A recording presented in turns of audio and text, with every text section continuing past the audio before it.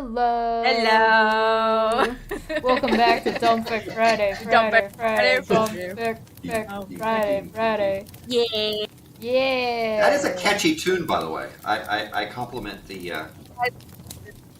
When its inception That was happened, the first time I heard it. Squaxamonophone. I haven't seen actually. Where I haven't are seen. they? Yeah, I haven't seen Squaxamonophone around in a little while. I don't know where they're. Yeah. Yeah. Who's listening to us talk in the background?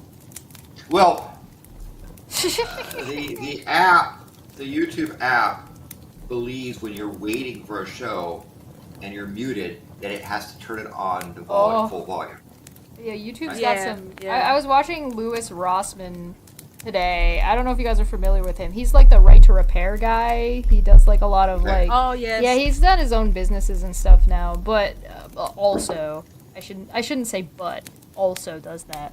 And he's like just sitting there being like, listen, YouTube's got some problems, and he's getting, I guess he's really frustrated about this and with Amazon and stuff, because everything, paying more, the more he finds that he pays for something, the worse quality he gets. So like he pays for YouTube Premium, then downloads something so he can watch it on his phone when he's away from the internet, then the app tells him that he needs to connect to the internet to be able to watch the thing that he downloaded. Or he goes on Netflix and he pays for Netflix and he can't get high def. So he's like, I could get better quality if I pirate it. Stop giving me shit for what I'm paying for. Yes. So for YouTube Premium, you don't need to be connected to an internet. He does in America. Videos. He does in It's America. America. Oh, yeah. Okay. Yeah. Because they have I'm in New Zealand. And so those folks. Oh, I guess we're starting. Hey, surprise! Welcome back to the Debate Hub. Where are we? It's Volcano Day. Surprise, motherfuckers! Yeah. Psych! Yeah. Psych. It is. I guess it is also. It is normally DFF, but we're doing a different sort of deed. We're doing. Welcome to These Nuts. Anyway, but yes, I hope people are doing well, and they're having and Maanyaa is singing. Yeah, she's happy been in a weekend. singing mood. Happy weekend, everybody. For stuff, but we had an extended delay in part because I was off doing other things, including an eclipse. Yeah. And in fact, if I could be so bold, so I have my mug for the day. It's Dilbert, and this is the Dilbert. I get it. Yo, that guy. Speaking of people who went downhill, good Dilbert. Yeah. Wow. Where is it? Okay, here it is. There it is. And so I used to love those strip comics. I used to love them. It says security. In fact, it says Murdoch, the preventer of information services.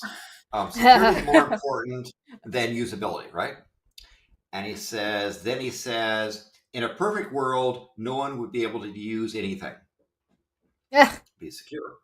and then as a Bubble reference, this was also, so this was one of the comics that was done for me, where Ashok is here. He's trying to log in. Side. Oh, hold on. Let me get this a little bit better for everybody, because this is terrible. Okay, so we'll start off. I'm doing a bad job. There you go. There we go. There's Beautiful. the bit there for security is more important than usability. In a perfect world, no one will be able to use anything. And Ashok is there, and Ashok is told, he's trying to say, to complete your login procedure, stare directly at the sun. Hey. Oh yeah. Oh my god. So our company has decided to give us this facility where you can stare into the camera and it will let you log in. But how many times it has failed? Maybe because I have got very different features, than the rest of the, fucking Europe and America. And how many times it's given up on me and told me to either enter password or PIN code. Yeah, I want to chuck my laptop out sometimes right under a forklift, driving by, or a truck driving by, just like. So in the conversation where I was talking about total solar eclipses and the fact that you can stare directly at the sun's corona, but not the surface of the sun. So Corona? furthermore- Sun got coronavirus. Oh my god, no. No, it's just and drunk. so I will show you, first of all, a friend of mine to illustrate what happened. Kate sent me this picture. This is Oreos. Oreos, so where it's first contact and it gets to total, and then back the other way. So it's a cycle of the This is the eclipses. kind of eclipse I will watch all day long. And then I golf won't. I'm gonna goes eat down all again. those cookies. Yeah, they ain't gonna last that long. Yes, Puck would not let this rest. No. Okay. Sun will be running for his life.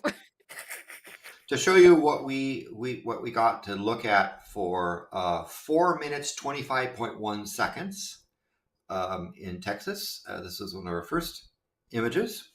Ooh. Where the moon's covering the sun. This little solar flare down here was actually we saw in the partial phases that sunspot group on the edge and hoped it would do something nice, and it definitely was. This is a solar flare. Oh god, Josh. Oh no. I'm sorry. It's a really good picture. But that's apt. I mean, if he made it a little bit smaller. But this little solar flare here, so it's emissions coming out from behind the sun. Yeah. It's about 3 times the size of the Earth. This particular thing. You can watch it. We can actually watch this thing turn over. Here, tiny moon for scale. Yes. Nice. The other. That's I made him so small he got big again. Oh no! He's All like, right, you cannot ignore me. Like 1 pixel big. Right. Yeah. The other, I guess you got these other nice promises. As the moon moved across the sun, we saw different prominences out here. So this is where that particular prominence was setting, because the moon is basically traveling in essentially this direction, right? From the upper left to lower right. And so we got to see these nice solar flares. If I could see this little faint little arc out here, and it's jumping bits there. And I could tell, with pictures that people took up next to Canada, these things had evolved quite a bit. So you can sort of tell where a picture was during the eclipse. But by how these things evolve. But you can watch them. You can watch them real time doing this nice dance. It was great to see we had about over 30 seconds of watching the shadow rush towards us, and on the way out, we had clouds to our south west, and so when daylight hit those clouds, the clouds just sort of lit up, and so as the shadow left and daylight rushed at us, we had a really nice sort of sunrise, but it was not a small point on with dawn. It was the entire southwest sky just lighting up in a nice dramatic fashion. We have a question from the chat that maybe Landon can answer from Smitty. It says, if solar eclipse evolved, then how do we still have monkeys? Because we have people like Ken Ham and Kent Hovind. I found a video of Ken Ham dunking on William Lane Craig, and I thought that was really funny. It was just silly. I also found another one for streams later. I can't remember what it's called. I'll pull it up. Keep going. So next eclipse is edge of Greenland, far western edge of Iceland, and Spain to Catalonia. The country that Ken Ham was mad at Joe Rogan. Yeah. Why? I haven't watched the video yet.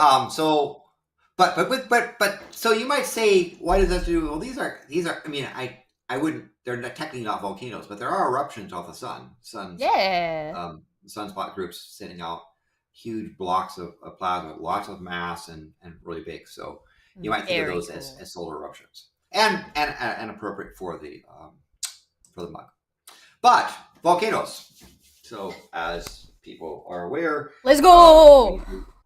We talk about volcanoes. There's lots of volcanoes, and lots of volcanoes are active. Currently, about 48 continue to erupt. With volcanoes that are erupting.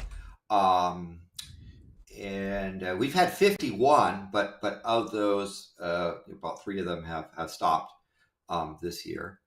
And if you look at where, we actually have 33 where there's significant lava coming out. So if we look, these red spots here are the ones where you have really good lava stuff happening. And we have Stromboli, which is almost continuously erupting. It's there in the Mediterranean. In Italy, Iceland has a really spectacular volcano that's been going on in the southwest corner. Africa and Indian Ocean, there's skin that continues. Ethiopian one that's been running.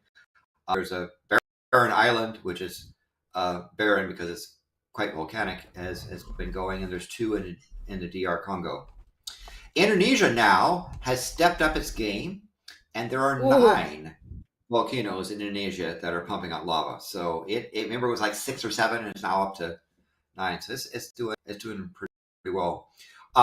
We did have an event in the Aleutian Islands, the Great Sitkan volcano, where it had a little bit of a lava intrusion, but it wasn't really much of an eruption. So it's now in the watch area.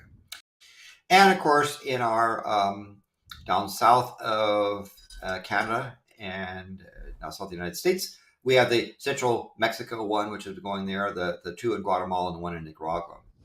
South America has got its pair of stuff, pair from Ecuador, 1 in Peru, and 1 in central Chile. This is a nice, if you're flying from Santiago to Punta Arenas, that's the southern Magellan Strait area. This is a really nice one. You can buy, if you're on the correct side of the airplane, you can see it. Other regions, we have the South Sandwich Islands, and we also have Mount Erebus, currently our largest lava lake in the world in Antarctica. Actually, it's the island off the coast of Antarctica. Yahoo! And of course, we also have Galapagos Islands. There's one there. Santa Cruz, Vanuatu is another one that's going on. And then, of course, in the islands, the Philippines, this Ring of Fire, we have Kamchatka, we have Central Kamchatka, we have Kuril Islands, we have the one in Japan that's been going on. That's been going on for a while. And there's also another one in Japan that's been going on, just started. So we have lots of volcanoes. Volcanoes are a very common thing. Now, if we look at the one here in going on, this is the live view of the one in Iceland in the southwest corner, and you kind of have to look here. You can see little bits of lava that kind of come up. It was more active this morning. There's a little bit of stuff. It's built up a pretty big cone around it, so it's harder to see inside it. And it's not advisable to go up to the edge. You can kind of see a little bit of it. I might be able to zoom it in a little bit better for people. Give me 1 second. Let's see what I can do here. This might mess up. It might mess up a bunch of stuff, but No. I can see it. It's beautiful. It's beautiful. I can see it. Yes. So it actually is doing a pretty big job, but the problem is it's built up this mound around it of splatter stuff. See how that splatter went up way up here? The other one over there. There we go. Oops. It's doing the bloop bloops. And it's blooping. Sort of yes. Not booping, blooping. Looping. So anyway. Very cool. So you can watch that live. So there was a question that was asked. Someone asked is that why can't we stick waste or bury waste in volcanoes? Oh yeah, I saw that. Yeah. That was a question for a while ago. And sort of thing like say, hey, you got this molten stuff, you can pour stuff in there and get rid of it, burn it up and blah blah blah. Well, there's a couple of problems with doing that. One of them is that volcanoes, even volcanoes as hot as Hawaii is has one of the highest temperatures of lava. Um, the Hawaiian volcanoes, even there, they're in only like maybe in the 1400 Celsius, around 2000 Fahrenheit range, and there's lots of materials, metals, so forth, whose melting and boiling point is well above that. So lava is not going to melt everything. Right. Then another thing is that getting stuff into the volcano is hazardous, right? Approaching like this, coming up here and saying we're going to throw Airdrop stuff in it. there. Getting up in there or over it is a really Pass out bad midair, idea. Yeah. Another thing is that the lava as it comes out cools, so it's not. You really would want to have to put it into a lava like this kind of vent. It would just sort of like throw it up on the side. Go ahead. It might just end up blocking the whole vent, doesn't it? The garbage at the end of it, because the lava cannot come out. You'd have to put a lot in, so maybe eventually, but I feel like what's probably going to happen is you're just going to get hit with a whole lot of backsplash of hot garbage. Yes. I mean, we see what happens, we watch what happens when Kilauea is actively erupting, when rocks would slide into the vent and it would go boom, right? What happens when you take a dump in an already on fire dumpster? It's a backsplash of hot garbage. Uh-oh. Yes.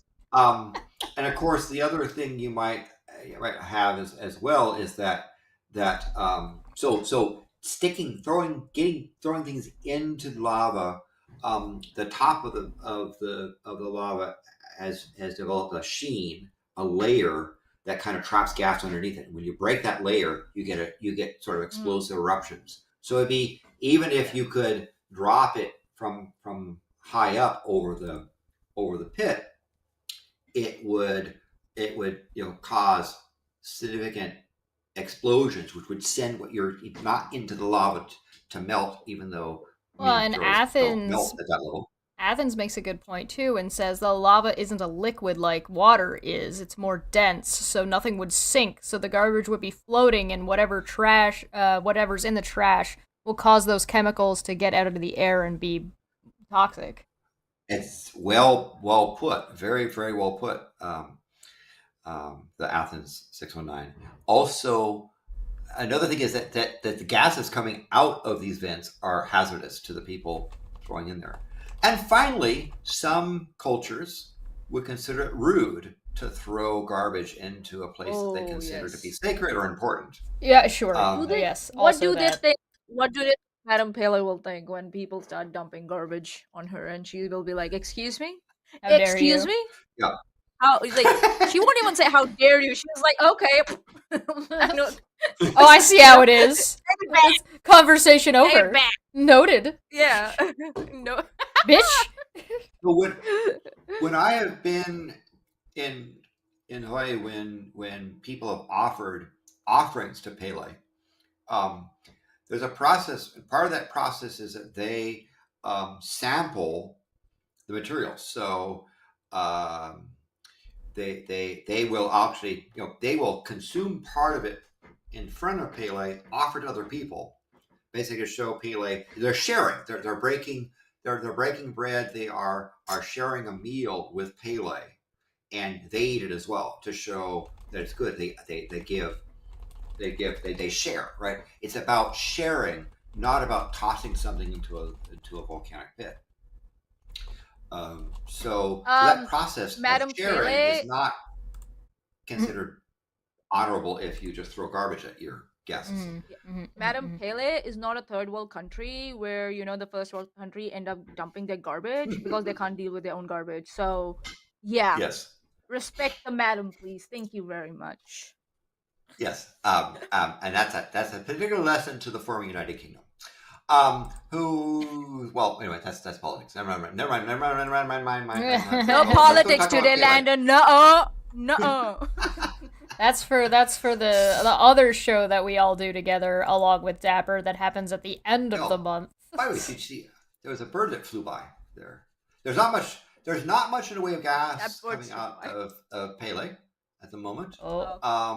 Oh yeah. So the rates are about we're about 50 per day, really tiny.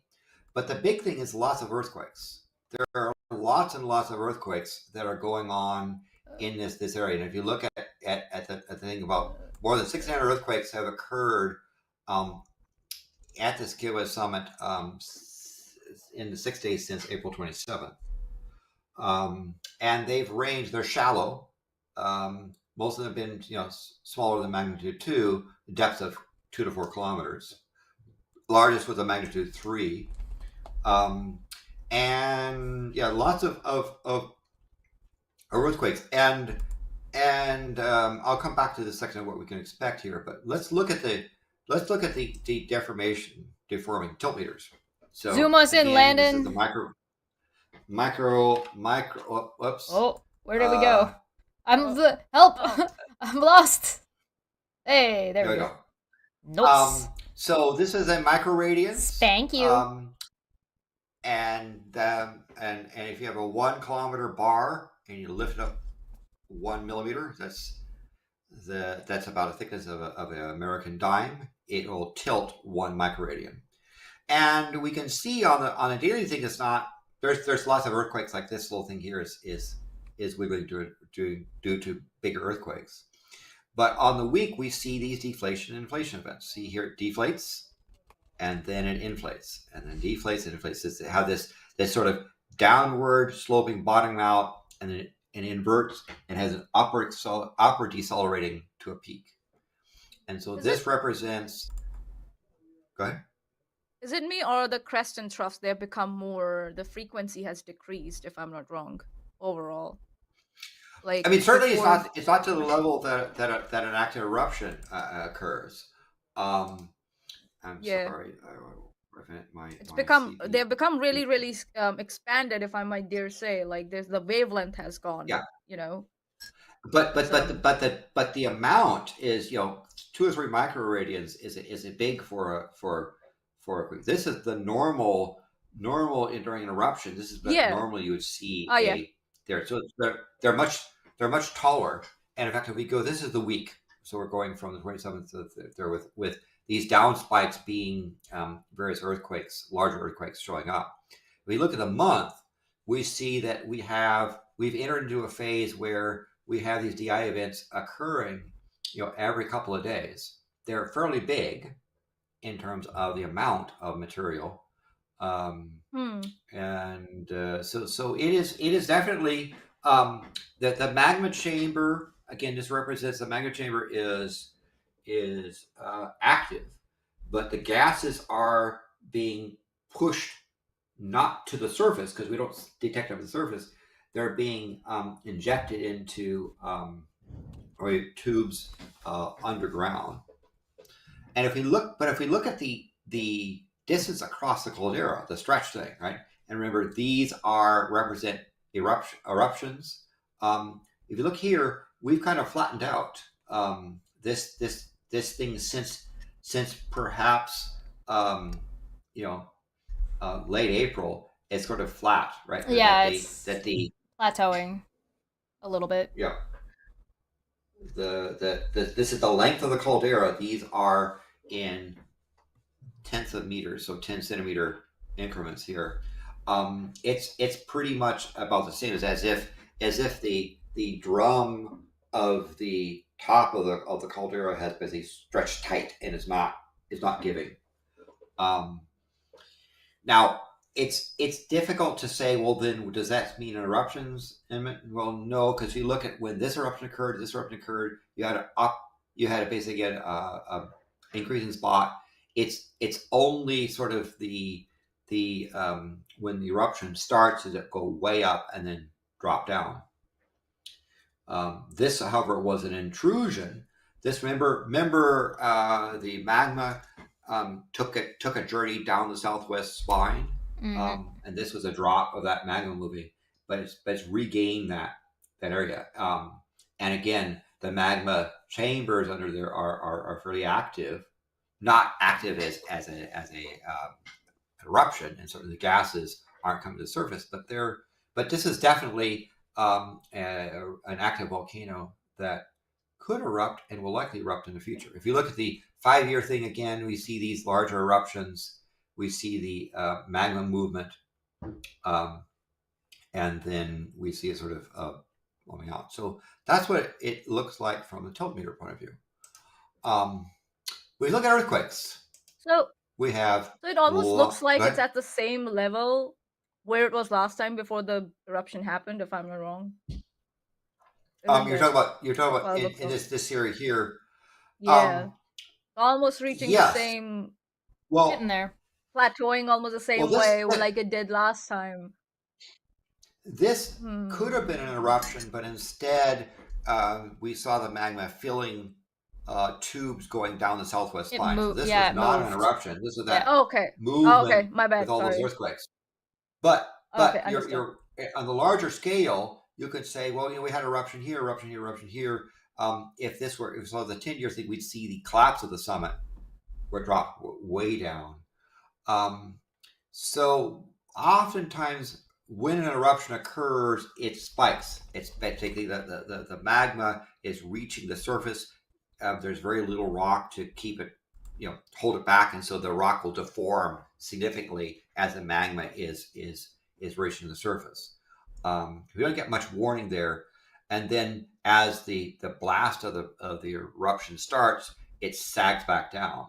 But this is a different spot. This was the magma movement. As to where it is, I mean, given that it erupted here really good, and here really good, and here, and here, and here, and here, and here, it's hard to say that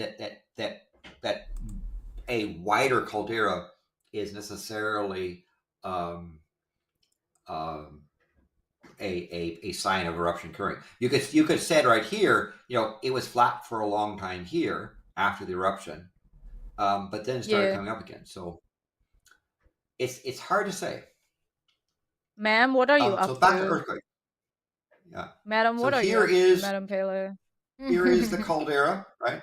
Yep. In this region here, there's the caldera. This is Halimamau pit, and here's the southwest spine, and here's the east rift zone. This is a 1 kilometer block down here, and we can see that most of the earthquakes are sitting here. There's about, this is since the last 7 days, there's about almost 467, almost 500 earthquakes in this zone. If we look at just the day, we see that there is, the most recent stuff has been almost exclusively in this East Rift zone. And East Rift zone, there are a couple of pit craters here, so it's not really gone into the deep channels towards Pu'uo, which is much farther away. Because if we start zooming out, this is where Pu'uo was, and the big flows down here for the 35 and a half year great eruption. That was the pit with stuff flowed up this way, and eventually went out and flowed up this way. This is much closer to the summit, and is in an area where there's some nice pit craters from previous eruptions. Almost nothing in the southwest zone, right? This is almost silent. Yeah. 7 days, there's a few things, but this is more like settling of stuff. So lots of quakes. When we look at the actual map, so here's a map showing us the unrest between April 27th and yesterday. Every one of these yellow circles is an earthquake. Yep. And we can see how it really is piled into this East Rift zone. There's a little bit going into the south area. What is the purple in the bottom right that we're looking at? This over here? Yeah. These are old lava flows. So the purple is Okay. 1790 to 2018 lava flows. Gotcha. Right? This color here was the post 2018 lava flows in the Halimamau lava pit. So purple was where lava things occurred in sort of since the 1790 summit collapse. And we can see there's a great pilot. Remember when we had in February we had this kind of zone in here, but it was heading down the southwest risk zone. This is heading towards east. Interesting. And again, about 1,600 earthquakes. There's about 1,600 circles here. Now, some of these circles farther off are again due to the fact that the rock has been pushed, and so it's creaking and cracking and settling. God dang. Yeah, 1,600 earthquakes. Yeah. That's a lot of earthquakes. Don't the locals... It's a fucking paint shaker. Don't the locals get like desensitized to the earthquakes, like the frequency at which they happen? Like they're just like, was that? Nah. To be fair, these magnitude 2s, a magnitude 2 quake, if you were sitting patiently in a chair, paying attention, you might feel it go rumble. But they're shallower, aren't they? So they should. Yeah. So be more effective. They're not big, but they can be felt if you're paying attention. If you're not paying attention and you're kind of desensitized to it, you're probably not gonna notice too much. Yeah. Or if you were like maybe in a really tall, or if you're in like a really tall building. So you need to be a little bit careful, but like the same way like thunderstorm can rattle like your window, right? Yeah. Yeah. We had an earthquake recently, and my whole office shook. So it was a 3.3 earthquake, 10 kilometers from where I Maanyaa lives in a very wiggly island. Sar said, "I thought the purple bits of the map was a piece of the dead grimace. There's no such thing as a dead grimace. Nothing can stop the grimace." So if you look at the magnitude, the quakes that are 2.5 or bigger over the past week, there's only 17 here. And if you ask about the last day, there have been only 7 that are 2.5 or bigger in this area. So 7's still high, but not that high. I mean, seven earthquakes in the 2.5. So you look at these magnitudes. Yeah. There's a 2.5. There's a 3.1. So you could probably feel that. That'd be a little bit of rumbly bits. 2.9, 3.0. That's you could feel it. But if you were driving in a car and this 3.1 went off, you might not notice the car stuff there. So it's good. You get little wigglies there. I think it's nothing to be afraid of. The thing is probably more hazard in this region. You can see these pits here, those little dimples. There's all kinds of cracks and so forth. And if it's that many earthquakes and the is deforming, you better believe that there's a risk that all of a sudden you get an eruption. Sorry. Is the ground going up and down a bit? Is it expanding and retracting, or are these like deeper earthquakes? What's that? These are fairly shallow, right? 1.2 kilometers, 1.4 kilometers, 1.7 kilometers, near almost the surface, 0.2, 2.4. So these are fairly shallow quakes, right? And this is just today. This was just a few minutes ago.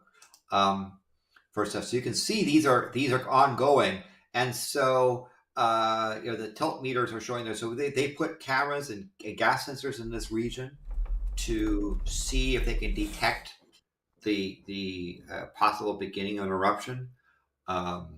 Being in this area, the problem is that if you're approaching from this area, like you're hiking in this, you're going along this trail, because there's a drive you can go down to Chandler Craters Road, and as you're going through this area, you could get, if all of a sudden the ground breaks open and lava starts flowing out, you could be in trouble. So then you're probably much more hazard for a potential eruption.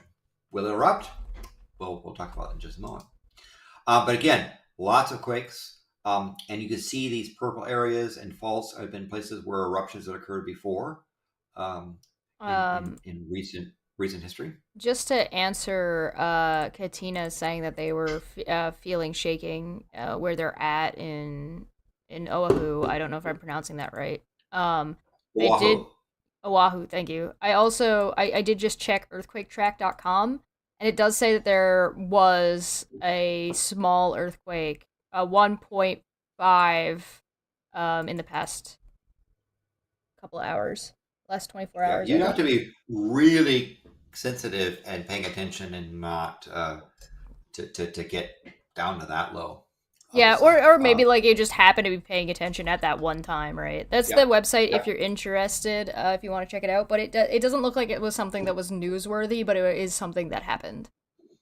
And from this zone here, I mean, if we zoom way out, here's a big island, and Oahu's over here. And so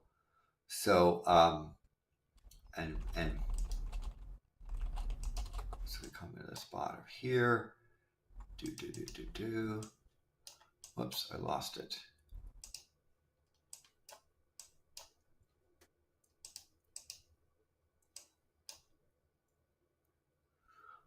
And I'm not seeing. Oh, all magnitudes. Yep. Maybe 1.5 is too small. Oh, I'm sorry, all magnitudes here. I'm not seeing. It hasn't been well. If it's recent, it hasn't Technology been work, out yet. for fuck's sake. It might not be updated yet. It hasn't been updated yet. If that recent.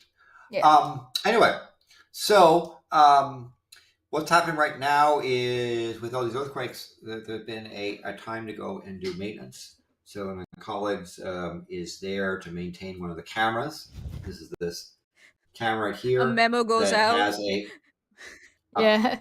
a tilt and pan memo meter. goes out with saying like the volcanic networks are down at the moment for like what do you say for servicing, please bear with us. And Madam Pele is like, yeah, I'm gonna stay. Like all the network connections Yeah. are down. Everyone, yo.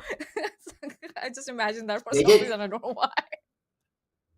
They did announce Pele's a a maintenance girl on boss. the live stream of the Summit camera. So Yeah. so they said, hey, we're going to be taking the cameras offline because they're doing servicing and so forth,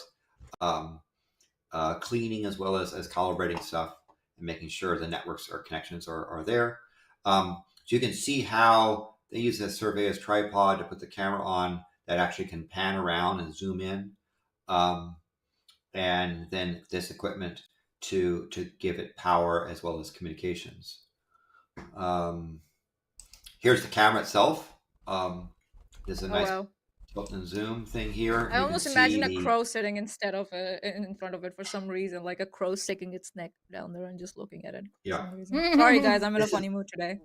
It has to be the emu. Oh, what's his name? Not Elliot. Man. No, Man. there was one that got sick. He's better now, but what was his name? Oh, god damn it! You know what I'm talking about, right? Yeah, but there was I wanna someone look who it like dubbed him, and they were like, "Oh, Man's here," so they call him Emmanuel. Yeah, Emmanuel the Yes. emu. There you go. We got it. Just sticking his head right into that camera. And Absolutely. someone dubbed for him. You know those voiceovers that people do for animals, and one of them was like, "Oh, Man here." Welcome to my stream. So Go on. So here we're looking at the Halemaumau lava pit, now crusted over, looking towards the east. This was the area where surprising that the last eruption where it started off on the edge and flowed down into the pit. The previous one was over here, heading off southwest zone. So this is a camera that allows them to go and point around. So what the volcano people will do is they have various spots that they want to monitor, and they have the camera zoom into those spots on an automatic basis based upon activity going on in there, in case something actually happens. They also moved into a spot where the ground over here is a little bit more stable. They didn't want one of the earthquakes knocking it over because these are fairly expensive cameras. Yeah. But Pele does require camera sacrifices, so this particular camera's life is definitely limited. Question is how long. There's another. So how much budget do you allocate, like maybe every month for the cameras or something like that? How much do you spend, Landon? Well, please tell us on the cameras. You don't. When it's not erupting, you're not doing much in the way. There's not really cameras failing other than just environmental problems. Yeah. When the gas level starts going up and you get the acid, you start having equipment problems. But frequently, the camera works. It's like you could tell with this previous in this previous system, on that previous thing over here. Where is it over here? Let's go back. You can tell for this thing here. This camera is relatively well shielded and protected. The optics are inside. It would probably be more hazard. The more hazardous stuff is this equipment out here that has that can get impacted by the acid. But you tend to put more sensitive electronics inside Pelican cases with holes in them. We use Cat6 Ethernet because the shielding that you need. Not that this is a high speed image source, but the shielding it's more durable, that comes isn't along helps thermally protect it. Yeah, it's more durable. Yeah. And here's what you're seeing here. This thing here is a solar panel. It's heading towards, south area, so we get a little bit of solar panel area. So it has inside here batteries for nighttime use. So that's been part of the maintenance stuff. Anyway, this is another area here where you see this was the camera shot of the second to last eruption, where remember it came on the side and poured into this area, whereas the other one goes? It went away. It's gone. It's gone forever. Grew legs. Quality work. This area here. This is the central area where this was where Gilligan's Island used to be an island, and now of course it's all locked into there. Yep. You see, so the down drop block. Goodbye, Gilligan's Island. We salute you. 07's in the chat, please. 07's in the chat, please. Thank you very much. Oh, no. They will be back. I'll be back. Yeah, they'll be back. I have full faith in them. Some pictures there. So we have a number of webcams. So here is one of the latest ones. Before we go too far into the webcams, we have a question from the chat that I just want to make sure that we get to. And it's Katina saying, I don't know if this has been answered before. Could pressure be relieved on a volcano to make it less catastrophic if an eruption is imminent? The problem, so you're talking about tapping into the pressure area in order to try to start an eruption.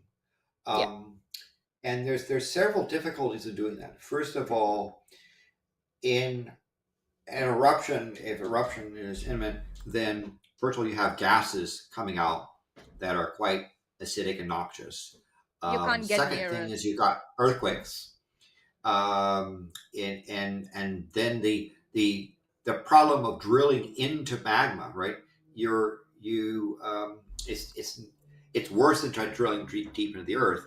You will quickly find that your drilling material will start to fail because of high temperatures. I think the short answer is that it theoretically is possible, but not with current ways of doing things in technology, and because there's not really a reason to change that. Like, it's just easier and more pragmatic to just move people out of the way. That's just you're tapping into a weak area. Yeah. Right? That's going to break anyway. Well, even if you were to break on another side, right? So, like, if it's going to erupt here and you're worried it's going to go out that side and you don't want it to go out that side, you want to break it on this side, you would have to go all the way through to this other side and then get it to go that way. And so, not only do we not know volcanoes well enough to know when an eruption is going to be that imminent a lot of the time, because that would still take a long period of time to even do. Second, like I said earlier, and what Landon was saying, trying to drill through that, your drilling equipment's not going to be able to handle it. As well as, it's just more pragmatic to move people. It's just like, it's less costly, it's easier practically to do. Like, I just don't think that's something that people are going to invest in. People are easier to control than a volcano. Is it fair? Yes. Yeah, that's a way to put it. Yes. And I think risk as well, management it's quite it's quite hazardous to go into an area where an eruption is very likely. I mean, who's going to be wanting to drill in that area? And then when an eruption does occur, how do you get out of it in fast enough? It really isn't. Well, and even if you were It going to really use is not practical. robots, like man-made robots, you'd have to have robots inside of a casing that like the insides of that robot aren't going to like get shot immediately and be able to withstand not just the heat but also the rough terrain and earthquakes. All the like we Yeah. have an easier time putting shit to explore space than we do trying to do that.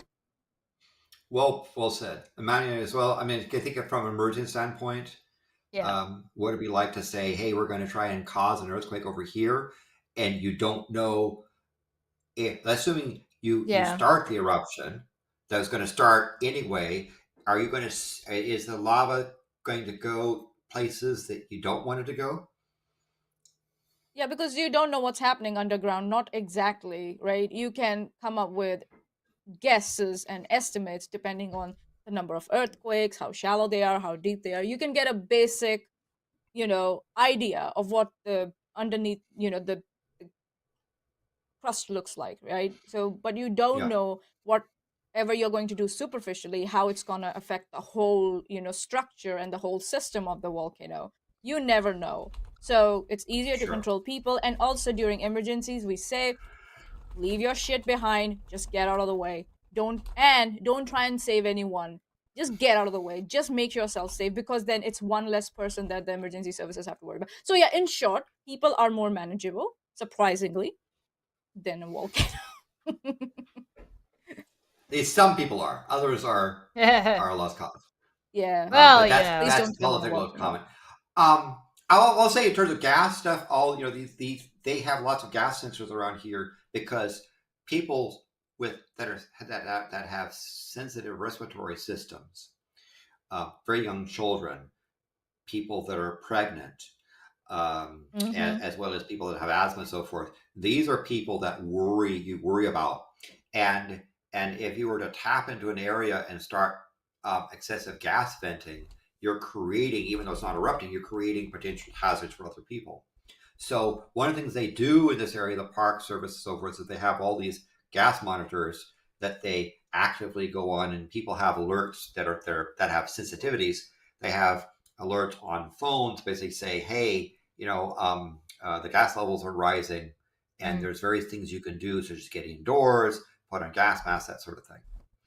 Um, but you can see right now everything is green. There's much in the way of gas, although they're monitoring it, and it's likely that just before the magma turns into lava and hits the surface, they'll see a uptick in gas coming out. Yeah. Right now, you can tell. This is very typical tropical. A 94% humidity. So You could probably having a gas mask on. zoom this one in for us a little bit. Okay. Louise. Thank you. All right. So here's the caldera. Top of the caldera. Here is the Holy Mount crater. You can see from there's other mass gas units farther down the road. Some of these are offline. Part was the maintenance there because again when the magma is shifting, they're taking the time to maintain stuff, get stuff now, because if an eruption were to occur, remember all the earthquakes, the piles of earthquakes we're seeing in this area, eruption were to occur, you'd want these things to be giving you data. So now is the time to get your stuff going forward. Let's look at the live webcam, and see what happens. We are having, surprisingly enough, rain in Hawaii. Ooh. So some of these might not be there. Yes.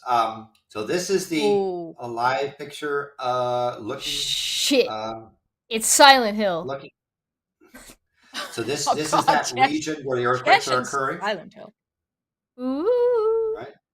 And it's sort of foggy, foggy. Is that This be late. is that due to the water Late morning. vapor and the like sulfur dioxide, like Yeah, mixing well, this is together? all Or is right. it just There's no, you saw from the gas things here. There's no gas fumes, right?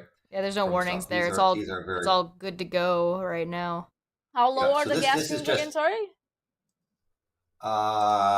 they're all down into they're to minimal or low, very very low, almost undetectable. And it's only about Huh? there's only about 50 tons per day in the whole region anyway. So Yeah, there's nothing coming it's out not. right now, Maanyaa. Last time it was Yeah. around 75 tons when it went that low. It's like lower than that. Holy moly. Yeah. Madam It's Pele, just sort what of are like you up to? Taking a nap. well, often to a lot because it Rolling comes over. back to the business of this stuff here. She's up to a lot of stuff. There's a lot of this is a significant amount of magma moving in that zone. But we now have a camera in this region looking out there, watching to see on my throne. is something going to happen, right? And we Ox can see that call. this stuff hasn't had eruptions in that region since. Yeah. If we go back to here, since about 1974, 1973, 73, 74.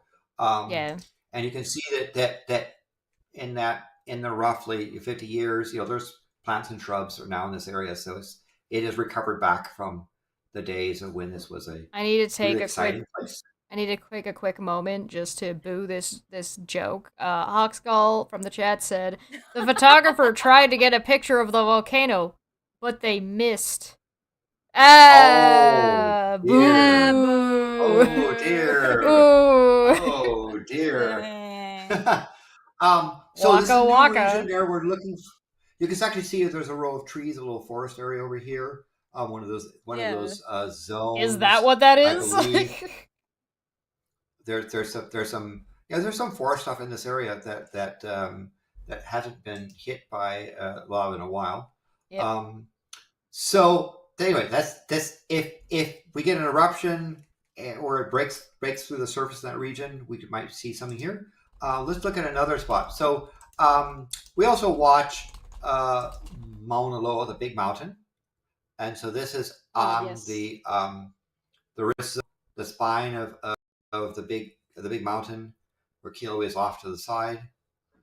Let's look at what's happening here. So it's another one of the Mauna Loa spots that they watched. This was the area. Remember when Mauna Loa was erupting and was heading down to the south? This is the region where they were watching the flows occur. Okay. Off over farther yonder. And we look at here is a southwest zone. So this was where we thought Madam Pele might be getting ready to have a rift eruption. Remember that in February, all those earthquakes going down the southwest zone. There's a camera put here to see if she's doing anything. And so far, we look at the live thing. There's nothing there. So here, of course, is where the classic views of the southwest rift zone and down drop block from the Halemaumau crater. And this one, I believe, was this historic thing, but this is the... Yeah, when that eruption happened. Yeah. Oh, but that's okay. I guess the it's still offline. camera is... It's the maintenance. Camera's off. Yeah. Offline.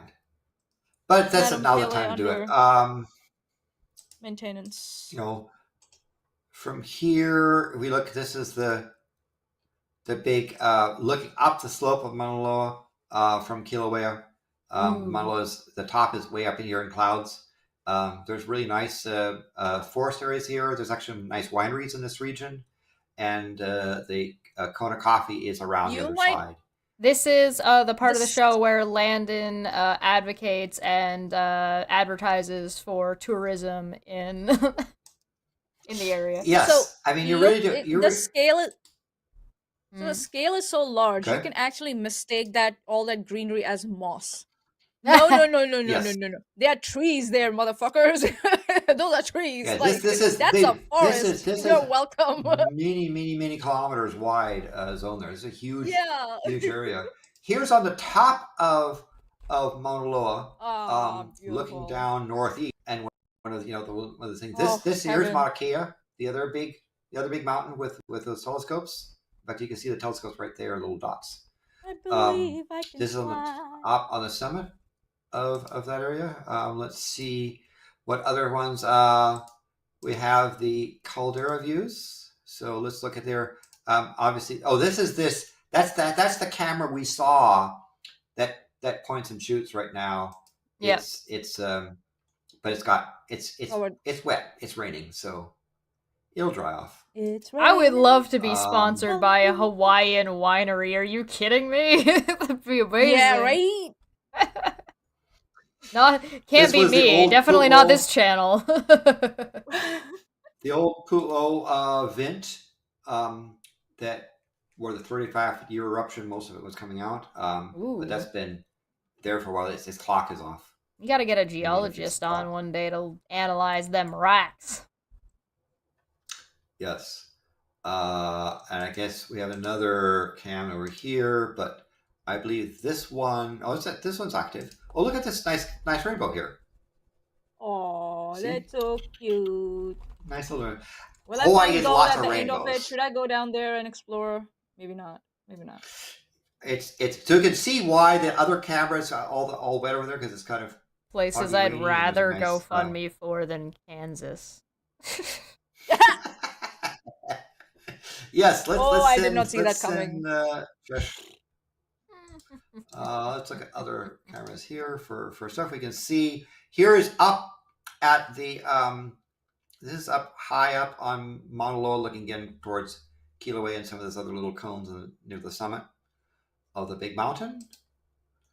I have a question. Finally, We in Canada invented Hawaiian pizza, right? Oh god, no. Do the Hawaiians like Hawaiian pizza? Come on, Fish, what kind of a question is that? actually, it is. I have had Hawaiian pizza in Hawaii, and it kind of depends on the stuff. So they do put pineapple on pizza, but other people don't. And they have it with other things. Got a definitive no coming from a person from Hawaii in the Landon chat. I Yeah. can't. That's not my fault. I did not show Landon. Oh, okay. So I will say here, and I think my mistake. back to the. I guess we can. It's there for tourists. Yeah, that sounds right. So I had there was a nice luau where they're baking the fish and the pig in a pit, with hot rocks and that sort of thing, and covered it over. And on the top, Nice. they then Hungry. baked a pizza. Right? They poured the dough there and did a flash baking on the top of the fire pit. And they then and they had a pineapple and papaya on it, and then they put, for my particular case, bits of fish. So you had sort of fish and a little bit of a sauce that they made from various herbs, and made a pizza there. Damn. Herb So sauce. I have had Hawaiian pizza made by Hawaiians from Hawaiian ingredients from a cooking. Which thing. would So they said, actually "Why not?" be like a foreign place making Hawaiian pizza, because Hawaiian pizza is Canadian. A Canadian invention. Yes. So if you want authentic Hawaiian pizza, you have to go to Canada. Does that make any sense to anybody? No, it shouldn't. I hope it doesn't. If it makes No. sense to you, what are you talking about? So questions from the chat or comments, Yeah, there's a question from Smitty that says, has Canada apologized formally for Hawaiian pizza yet? No, we're not sorry. yes. Even Short though answer. I will point out that if you're not Canadian, you have to say trademark Canada if you say sorry in Yes. the Canadian way. Sorry, not sorry. Sorry. Sorry, trademark Canada. Hawaiian Yeah. pizza was Also- made by a Greek immigrant in Canada. Oh, it's actually God, Greek. here we go. Oh, the layers. There Where is we it go. from? The etymology used of to like- Hawaiian pizza. I used to like pineapple on pizza initially when I first started eating that kind of pizza, but now I just like, no, that's blasphemy. No. I don't that's- hate it, but it has to be done right. If it's not done right, it tastes like garbo. Yeah, you could say that. Yeah, yeah. You gotta but get it. nah, You not- gotta get it done real at like a good place that uses fresh pineapple. Because No. if you get it from like Pizza, it's just gonna be trash. Martin So again, pineapple describing full of this sugar this this syrup. Hawaiian pizza, Mm. a pizza made by Hawaiians in Hawaii during a cookout, Yeah. and they just covered the pit up. And they put and so that there are hot rocks on the top, so they could Oof. pour the pizza dough out and flash it. The fish and other meats on there were tenderized by a bit of papaya, a little bit of guava. Ooh. They also had some. They I'm- also had some. They had squeezed some kiwi Barbecued pineapple juice on it, also. and then they took a fresh pineapple, actual Yeah. pineapple, cut it and put pieces in it for there. But it was a tenderizing thing. That was I actually am quite hungry good. now. I'm so Hey. hungry now. Now everybody's want just pizza. talking about pizza. Does pineapple belong I on want pizza? Right. It may not be your preference, but this was probably an authentic Hawaiian pizza made by Hawaiians in Hawaii at a traditional law. Obviously, pizza is not the typical thing you would get in a pit, in a sort of law pit, but There's a But if you question. can bake something, you can make it happen, isn't it? It Sure, is yeah. like that, isn't it? Can you get it hot? It's cooked. Smitty also asked, in Canada, do they call the ham Canadian bacon on Hawaiian pizza? No, ham is something different. So there's ham, there's Yeah. there's pea meal bacon, which is Canadian bacon, and then there's bacon, which is like the bacon strips. So the bacon strips are the strips. The pea meal bacon, which is like a back bacon, but it's cut into like Slices. wide Stripes. a lot of times you get it as like a blob. I get it as a blob and then cut it myself because it's cheaper and better that way, and then I can pick the thickness that I want it to be. But like a ham is like a different section, like a different process differently. So those are all different things in Canada. And if you talk about pork and bacon products, first of all, they are cooking a whole sort of feral pig in the pit. The Feral pigs pig, there okay, are not just extremely destructive, Mm-hmm. extremely destructive to Oh, yeah. the environment, to the native species, and in fact, the National Park Service will pay you for killing pigs. We have it in the here park, right? locally. Locally, people, they don't get called out or anything for killing the wild pigs because they are a menace. They're a fucking menace. What is it, the radioactive pigs in like Midwestern America right now? Sarah asked a question about volcanoes, so back on topic a little bit. How many cameras are normally become lava in a year? I think that would vary depending on which volcano you're asking about, and some volcanoes have very little like technology or very little like looks at them. Correct. I do believe Landon and Maanyaa are both particularly critical of White Island in New Zealand for not having enough detection. But if you want to talk about Pele in particular, Landon, do you think you can answer that one? Take a rough She's the estimate. most surveilled, I guess. Certainly, the Hawaiian volcanoes are the most monitored there. Mm-hmm. So if we look at this grid, 1, 2, 3, 4, 5, 6, 7, 8, 9, 10, 11, 12, 13, 14, 15, 16, 17, 18, 19, 20, 21, right? There's so there's 20 plus cameras around around the two most active of pointed at the volcanoes. Yeah. And they do set up ones that are in areas where it begins to be interesting. Once an eruption starts, then you kind of know where you bring your visual assets into the region, as those assets get knocked out. So when, for example, the Halimamau lava pit eruptions were going, pre 2018, cameras would last maybe a year or so, depending upon how crumbly the edge was. When the lava was flowing, Yeah, because you put it near the edge, looking down in, and then rock slides, and then camera goes.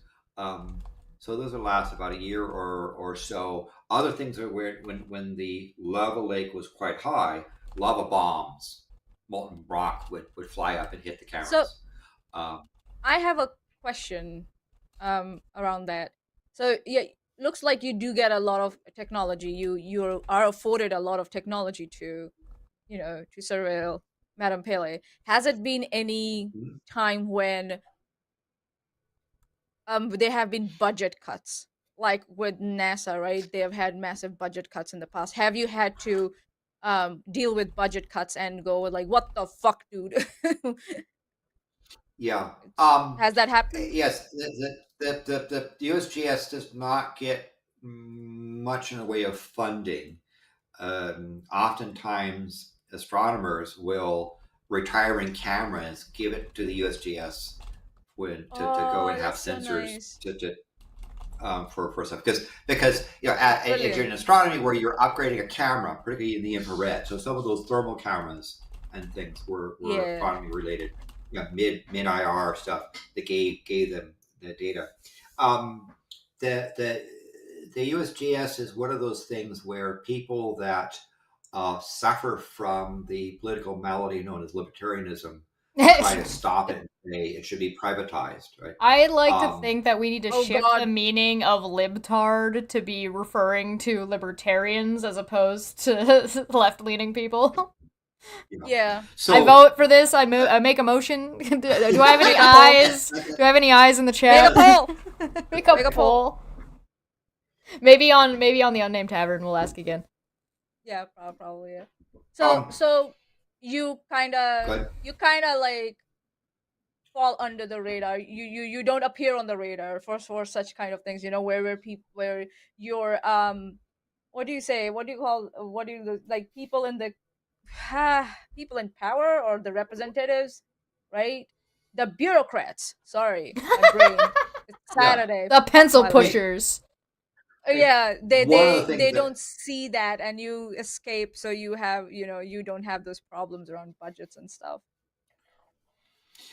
there was at a time some of the sycophants of the orange haired dude were mad that the Mauna Loa atmospheric monitoring that's been having a continuous since the late 1950s, the rise of CO2 in the atmosphere, where that's a Uh-huh. fact, solid data. They saw that as enabling so-called climate science, and so they clamped down, Oh. even though it was NOAA, the National Atmospheric Administration, that was doing it in conjunction with the USGS, but it all gets lumped into there. So occasionally Oh boy. they get problems. With the case of Hawaii, however, particularly the Hawaiians, really value this kind of service, and the most of the Hawaiians that live there work through the county's emergency response. In Hawaii, every island is a county. Yeah. Right. And the mayor of the county is kind of like the head elected official, and those people on the county services are the ones that help provide information to the locals, as well as when there are catastrophes such as a fire or a lava flow, helping people accommodate that. So that there's been a very good working relationship between the volcano monitoring and the people that live there. There's a very big emphasis on saying we are not going to tell you whether to stay or go. It's your decision. Yeah. But we will provide all this data, and all this data we saw is you do with it what you choose to do with it. That's a policy that I have. I have a policy of like an open door policy. I do not care who you are, whether or not you have issues with me or issues with other people. If you want information about something or you want to know what I know about something, it's an open door policy. I don't care. I could care less if you told me my dog should die tomorrow. If you come to me and say, well, do you have this information? I'll be like, yeah, right here. So that means Chesh I- giving you information. Don't go in her Twitter DMs and give her the paperwork for like closed cases that are not supposed to. That's Don't not do that. me asking Don't for do information. don't. That's No, don't be doing that that. sounds No. pretty spicy. But back to Spicy. right, the thing. We work also with people that are very technically inclined and are looking at the APIs. There's application interfaces for this data. What you're seeing, what I'm showing you, is essentially easily accessible data that's available on the web. But All there's raw public. data feed as Yeah. well. And some people write their own apps to do monitoring of things. And then the dialogue includes conversations where they ask about what about this, what about this, what about this, right? And some of it is educational, some of it is informative, where they say, "Did you notice blah blah blah? Or I see this trend. What might this mean?" And so there's been a really good, healthy relationship. Plus the fact that we try to make use of proper Hawaiian terms. We try to do our best in pronouncing them in the traditional way, and we also, for the vast majority of Hawaiians that live in Hawaii, know it's a bunch of volcanoes. Mm. But to refer to Madam Pele is a cultural sign of respect. Yeah. As one gentleman told me, you guys have your Easter Bunny and your Tooth Fairy.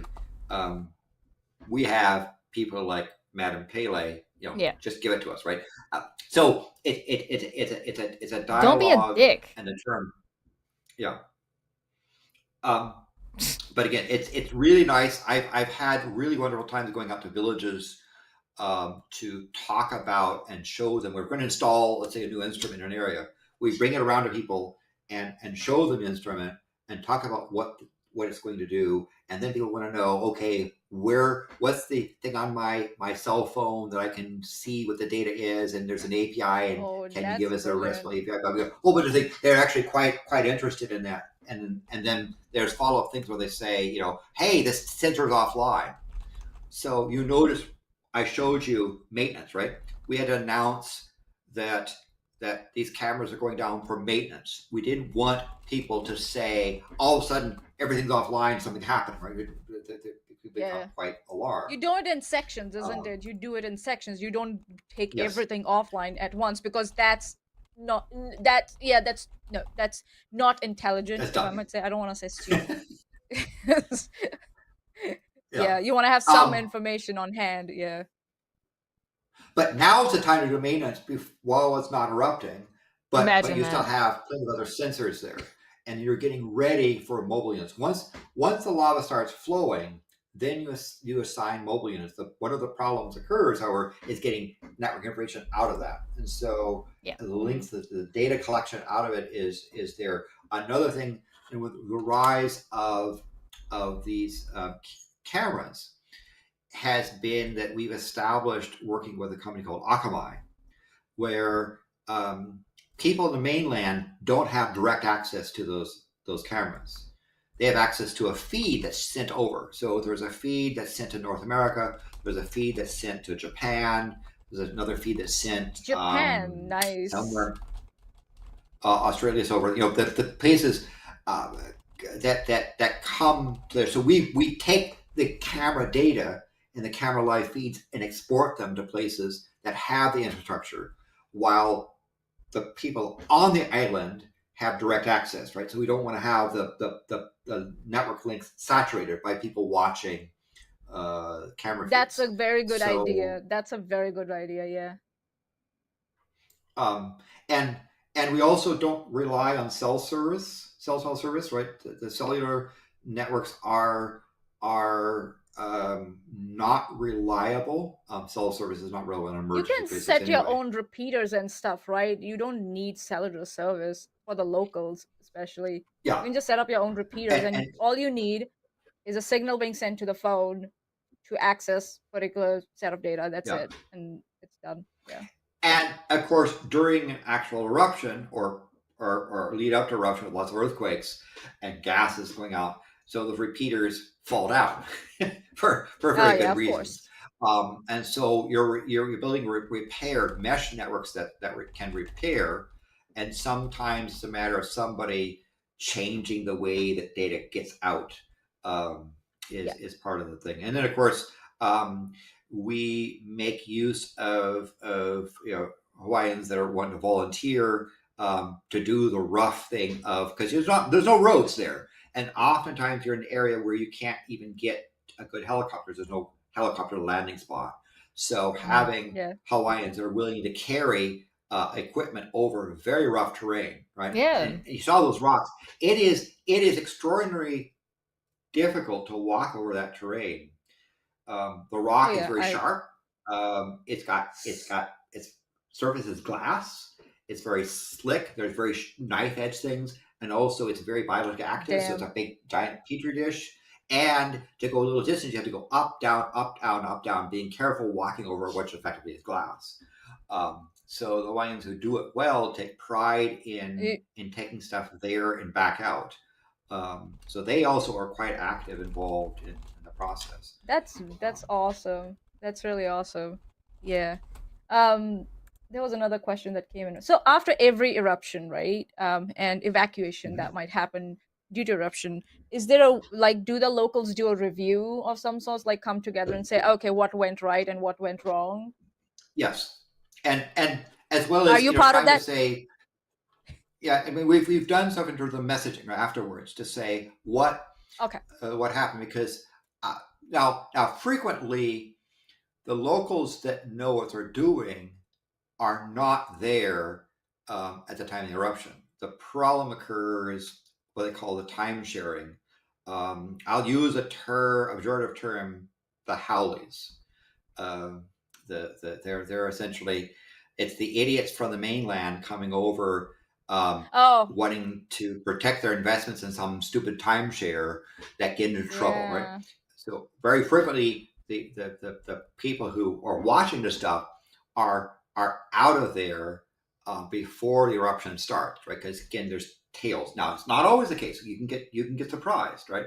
And so, there is a whole big emergency network, both in terms of digital communication and people, right? So when, let's say for example, in that region, the East West Zone, if something happened, well, there isn't really people living there because no one would be that stupid to live in that region. But Hmm. if someone's going to the area, people know who's going, where they're going, when they expect it back, and if they're not found, well, There's a do a search for it. tracking system and a lone workers system that tracks lone workers or something like that, or people who are going in a particular Yes. region, just like when you do that when you're going in confined spaces and stuff. So yeah, yeah, yeah, I see that. Yeah. Yeah, I mean, that's good. I remember, that there's also the notion of people that live in the region that might be downwind, right? When they see the trade winds. Let's say you have a major gas, outbreak in the summit area, right? And normally the gases are, the trade winds would send it to the south, would be to the southwest, but a storm comes by and winds flip over, and now it's, let's say, going to the east. Yeah, you have to Well, be they careful know about that too. Yeah. downwind Yeah. who is there, and there's a whole big of checking on it, that is people, go to houses of elders and find out, are they okay. There's a Yeah. whole big system that's there, because it's Like considered a to community be a system, yeah. failure of the village if somebody who is not, not able to care for They got themselves more is not family kept. than Fast and the Furious. Let's fucking Oh go. God. So yeah, Yeah, because yeah. when I was working in Christchurch, our Christchurch site that has ammonia for refrigeration, obviously. So they have Mhm. their own rescue team. They have their own emergency rescue team, and they do come up with not scenarios, but yeah, protocols to what to do when the wind is blowing in certain direction. Right, you can see the weather patterns, annually, and you can kind of depict at this time of the year the wind will be blowing in this direction or something like that. So they come up with different master points and different escape routes, and and where the animals, which direction the animals will go, and yada yada yada. So yeah, so that's why I'm interested, like, because yeah, it's if there's a review and what are the processes behind. So it's good to know that the community comes together and looks after everyone, except few morons who are like, yeah, I know better than you, the outsiders who come in and don't want to listen to the Yeah. locals. Yeah. How do you guys feel? But Side there is a note. burden. I have a quick Go ahead. question. How do you guys feel about that guy who was the flat earther who tried to build his own rocket and then shot himself up and blew up? Ooh. Ooh. Yeah, I think he's a quintessential Darwin Award winner. Oh, fair enough. So another thing as well, in there's a common Polynesian culture about hospitality to visitors, even the ones that are misbehaving. Yeah. Yeah. And it's something if Treat them you like children, encounter. 3-year-olds who keep escaping. Well, they realize. I think in some ways there's a little bit of thing like these people don't understand. They don't know what they don't know. Yeah. And but it's not a condescending thing. It is No. you don't have our knowledge and our support network, so we need to look out for you. Now, I must say, for example, the Maori in New Zealand have it's a wonderful culture, and if you can show that you're not a jerk and you get invited to some of their events, it's actually quite wonderful, right? Yeah. One of my favorite last times I was there on Guy Fawkes Day, where the Maoris were moaning the fact that Guy Fawkes was not successful. In a comedic way, they're rooting for Guy Fawkes blowing up Parliament, having a goof.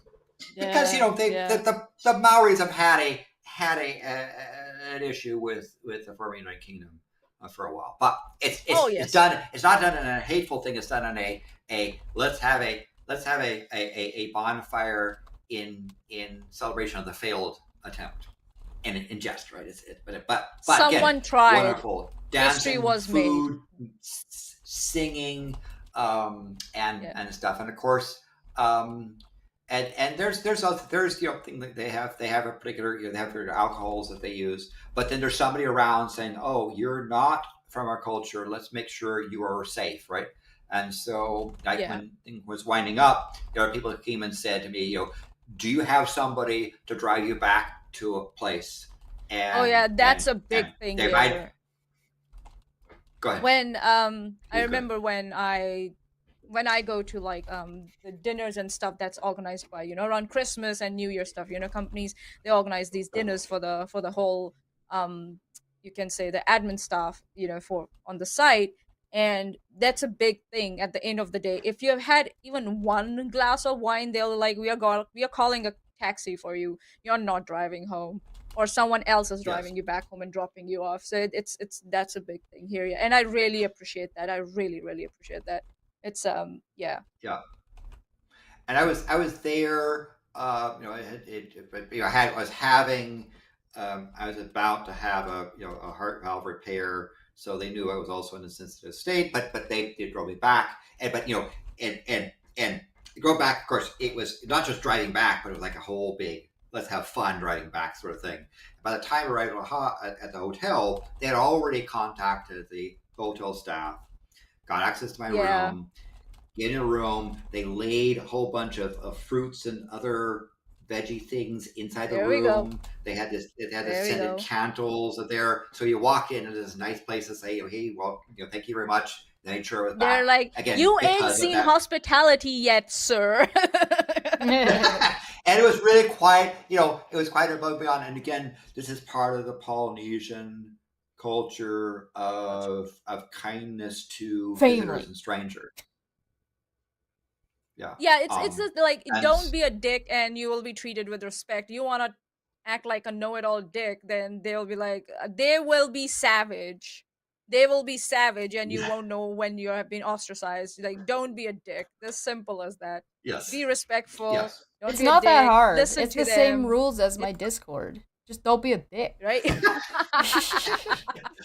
Yeah. And so again, for example, my work with the volcano and sort of stuff. Again, it's interesting because again, a lot of the words about describing volcanoes are very similar in Maui as it is in Hawaii, and had that kind of conversation as well as I had a couple of people from the Big Island send messages off to there saying, "Hey, this person is very helpful. Please, please be kind to them." So good stuff, Oh, right? that's so I think it's nice. something. There, so at some point I want to go back. I do want to go back to the New Zealand, particularly the North Island, where we have lots of nice volcanoes and wiggly stuff. Yeah. Next time you're coming there. to New Zealand, we are meeting. I don't give a shit if I have to spend like $300 Yes. on a ticket. I don't give a shit. We are meeting. Yeah. Yes. Even for 2 hours, we're meeting. There is the 2028 eclipse that goes across Australia, and it's in July. And so my thought would be to also do a stop off and see the Kiwis at that time. So. Hey, other questions? Our next, there was a comment from Katina. There's not really too many questions in here, but there's a comment from Katina that says, funny how so many cultures across the world are big on hospitality, but visitors don't appreciate it by acting like an asshole in turn. Yeah, that happens a lot. Anyway, yeah, I think that's it for our show today. We went live for an hour and a half. Good job, everybody. Thank you for coming. We are live next time on Monday, because Monday is Rum and Coke night. Okay. Do you want to go into the predictions? Oh yeah, we gotta do predictions. Yeah. I forgot. Sorry, predictions. Ignore me. Oh, go on. Duh. Don't mind me. Right. I've just gotten lost in the sauce. I found one of the other webcams. This is much more Hawaii. Hey, Gary Greenery. Yes. All right, Landon, what you got? So should we first of all go over what the predictions were last time? Oh yeah, we could do that. Yep. All right. So last time's predictions. Chesh. A while before we see an eruption, we're gonna see the earthquakes shifting before they start happening around another area or chamber. Growing and shrinking as it fills out the chambers. I was like, my prediction was that the magma is going down the main spine. Landon was like, Kilauea by next show will not erupt. Yeah, that's the summit will continue to expand. Mild amount of earthquakes around the southwest rim zone. Very low sulfur dioxide rates. Yes, it's come down to 50 tons a day. Deflation and inflation events will occur every couple of days. Oh my God, Landon, you're so on point. And will continue.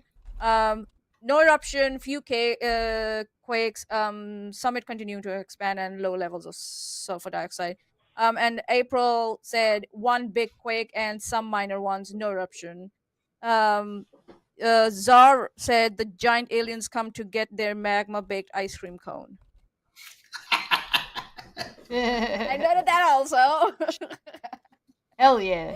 So, yeah, Landon was on point. Like, it's like, oof. Landon's taking advantage of his relationship with Madam Pele. That's not fair. She was kind to me this time, but made sure I didn't get 100%. So what do you think is going to happen next? I'm kind of expecting to see the same kind of trend. I don't think that, given the earthquakes that we see going on and the way the tilt meter's looking, I suspect that we're gonna keep seeing it on the move. So I don't think it's settled yet. And so until it settles, it's not gonna start filling the space up. And until it starts filling that space up, we're not gonna see anything come out. That's my prediction. Well reasoned.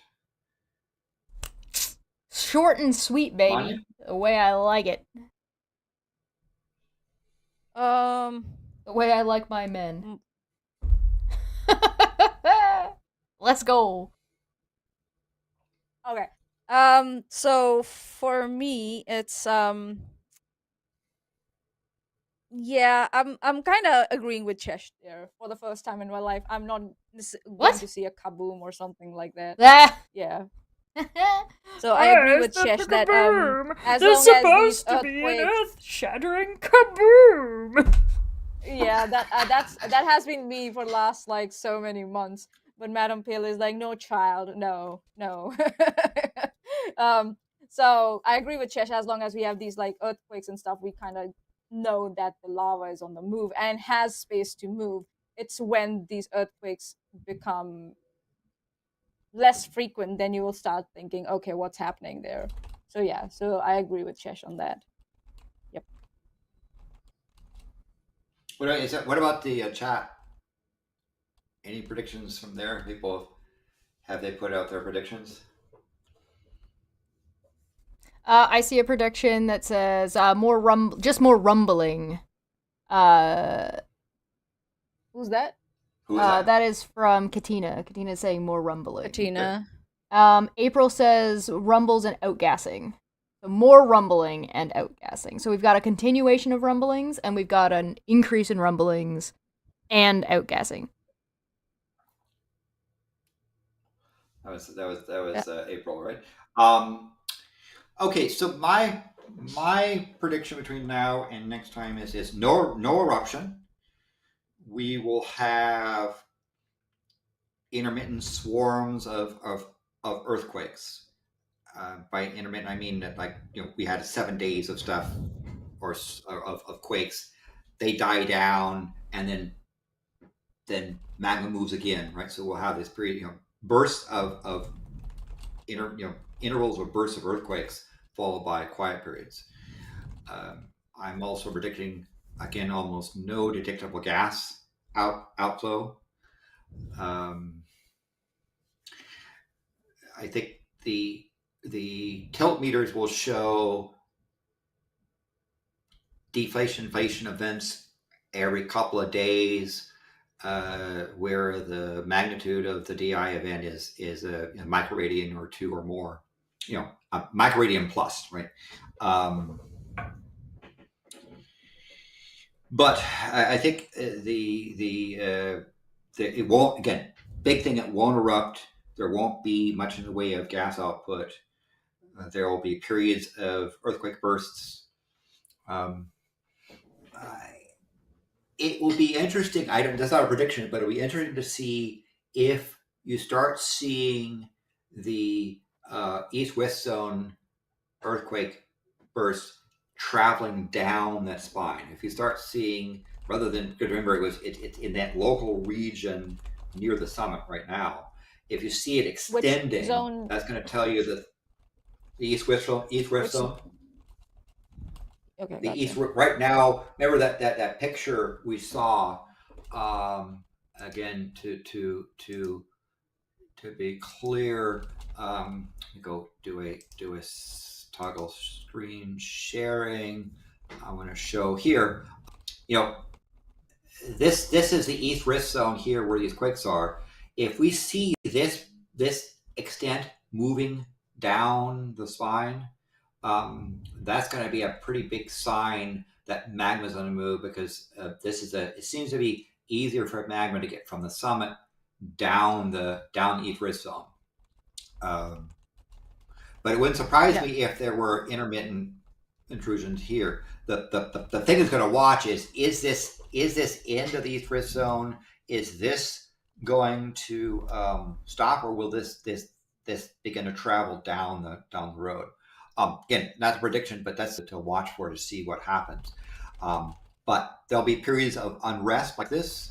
My predictions are periods of unrest with earthquakes, followed by periods of quiet. And DI events are going to be more of the same kind of thing. Now, I want to point out here, this is what the service is asking. They're saying, what can we expect? Because it'll say, hey, we got all this stuff. I don't know do you want to, Chesh, do you want me to make condense it it down, bigger? or You want this? yeah? So this is what they're Ooh, predicting. fancy. Because people are asking, saying, "Hey, you've got all these earthquakes going on. It was going southwest, but it stopped. Now it's going east." They say it's not. So it's not possible to forecast exact outcome of the activity based upon a pattern of past Can we activity put in the that in the upper east live rift chat, zone. the link? Here, can I put it in? Let me transfer over Live chat. here. I don't have live chat access to this thing. Yeah, I got you. I got it. Okay, but I put it over this other spot here. I got it.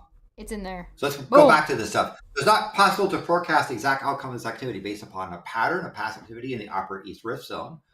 The current activity is much more likely to result in an intrusion rather than an eruption.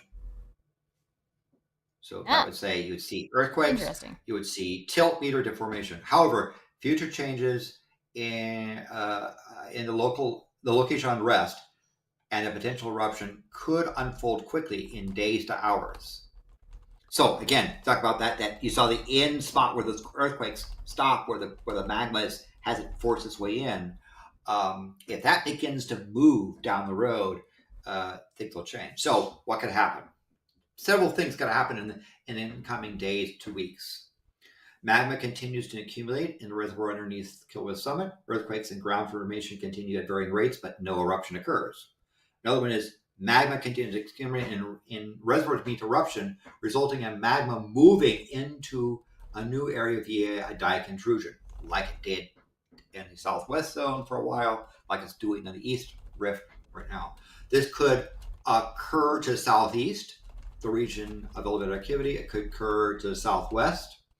In this scenario, would expect to see accelerated rates of ground deformation, DI events, earthquakes in the direction that the thing goes. So basically, the magma's on the move. We'll see the earthquakes and the tilt meter responding. Another one is the magma continues to accumulate in the summer region with the eventual eruption inside the caldera, similar to recent eruptions like the last 3 or so. The scenario, we'd see signs of magma reservoir rapidly pressurizing prior to accelerated ground formation rates and earthquakes beneath the caldera. So what this would say is that the magma breaks through basically now the rock cap, which used to be the lava lake, and we would see earthquakes underneath the summit. We'd see gas levels begin to rise. The final thing is magma continues to accumulate between the Kilauea Summit region with an eventual eruption outside the caldera in upper bounds of one of the rift zones. In this scenario, we'd expect to see earthquake locations migrating away from the caldera, again, followed by solar ground rates and formation and earthquakes 1 to 2 hours before the lava reaches the surface. So those are the basics, in short, same thing as before, or the zone of earthquakes extends down the road to the magma can't push down the other rift zone and comes up the top, or it breaks open in those regions, because those areas where there's all those earthquakes, the rock is cracking, becomes more fragile, and you get an eruption in that spot. Those are sort of the areas. Yeah. Could happen. All right. Cool. Let's leave while Maanya's gone. Well, I guess the question is yes. Yeah, Shill, what are you working on next, Landon? Well, I'm certainly doing a lot of work with the International Obfuscated SQL contest, getting that the tools ready. We had some wonderful work with some wonderful web developers to help with the site. We found a web developer in Japan that gave some really good help. I have in that sense, I have a certain artist who is in the process of making some dancing bears. Wink. You're muted, Maanyaa. We have also coming up on I know that. on May 18th, Yeah. which is Mount St. Helens Day. We have the Before Earth episode 4, where we just talked about stellar evolution and moved up moved up period around 4 to 5 billion years ago, and we're going to talk about this time how solar systems form, and specifically what we know about the formation of our solar system, and eventually the formation of the Earth-Moon system. So that's going to be on May 18th at 3:30 p.m. Pacific. For there. So that is there. We also have don't we have an unnamed tavern coming up? Well, we do have a tavern coming up. The tavern will be on Wednesday next week, I believe, is our microbrew. Yes. That is, let me just open this up in a different spot just so I can read this a little bit more succinctly for people, because I'm a nice guy like that. So coming up, we have the Rum and Coke Night is on Monday evening, so you can join us for that if you're interested. I'll be sending out links about an hour to half an hour beforehand. We have an Unnamed Tavern microbrew where Oppie's coming on. He's going to talk to us about scientism, and that'll be a little bit philosophy-esque, and that is on May 8th. What time is that at, actually? That is going to be, I believe, it's 19:30, so that is 7:30? It's 7:30 p.m., which is 16:30 or 4:30 p.m. Pacific. Then there is going to be a debate hub coming up, and the next Unnamed Tavern. The next Unnamed Tavern will be on the 25th. Yes, hey. that is true. And who knows? Maybe we will have something to talk about. I don't know. The Earth could be decided to just chill out, and they'll say, nothing to do, and we'll just sit around and drink. If you're curious and you're worried about you're gonna miss anything, just like and subscribe and hit the bell. You can also just go to like the main page, like the front page of the channel, and those things will be listed in upcoming live streams. Yes. So the good stuff, big stuff there. I imagine that the world will continue on its drama quest, and we'll see what happens. But anyway, that's it for the set. I really appreciate this opportunity to interrupt DFF for showing for us to show how little we understand Madam Pele. We are also going to be I'm also live on Twitch doing art and doing like commentary stuff. Those videos premiere on Sundays like afternoons, not super late. But you can vote which one you want to go live on YouTube. Otherwise, they're available for members. So if you want to join membership, super cheap, but you don't have to if you don't want to. If you'd rather catch them live, you can catch them on the Twitch channel, which is linked down below. I'm live at 7 a.m. Eastern time for 4 to 6 hours, depending on the day. It's fun. Monday, Tuesday, Wednesday, Thursday. You get to watch her create art and commentary, and then sometime up in the corner, there is sort of mini DFFs.